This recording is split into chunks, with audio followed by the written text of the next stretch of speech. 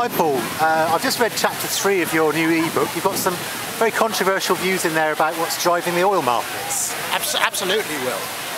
What we're saying is that the run-up we've seen in oil prices this time has been nothing to do with supply and demand, shortage of supply, or emerging demand from China or anywhere. All these stories that the consensus will tell you, we believe it's more or less entirely due to activities on Wall Street. Okay, and what are the implications of this oil price volatility for the chemical industry? Well, if you look at what people are doing on Wall Street, 60% of the financial trades are down to computers these days. Computers talking to computers, an advanced form of computer games. My computer blocks your trade, puts in my trade.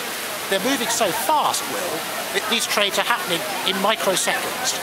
Andy Haldane, the director of the Bank of England, has said, just to try and epitomise what's happening, the speed they're doing, they're going as fast as an ordinary person could get their entire annual shopping done at a supermarket within a second. If you imagine just how fast these computers are going, completely disrupting the market for everything else, spurred on by liquidity from the Fed. What have they done? I'm afraid they've pushed up prices. We've seen the usual scramble by buyers to cover themselves, and now already we're seeing the usual downturn. Okay, well, what does this mean for the wider economy? I'm frankly pessimistic.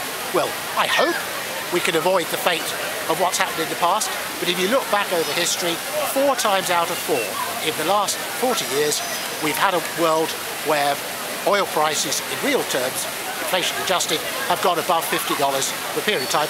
4 times out of 4, it's been followed by a recession, because the world simply cannot afford to pay this amount for oil and still maintain demand for everything else.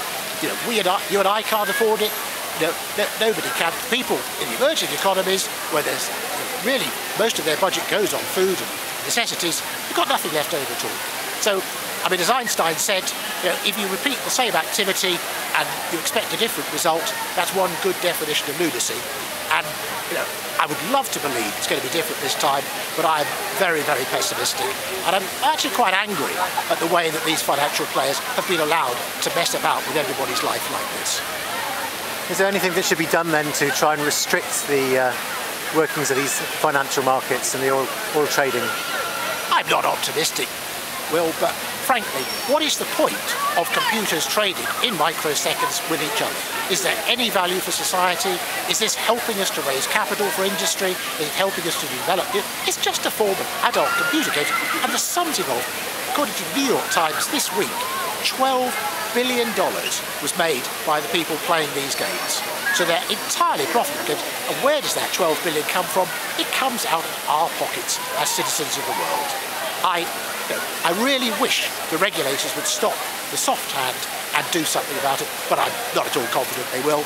And as I've said in the blog a couple of times, and as we say in the book, you know, I'm afraid that the chemical industry, as usual, will be left picking up the pieces. Thanks very much. Thank you.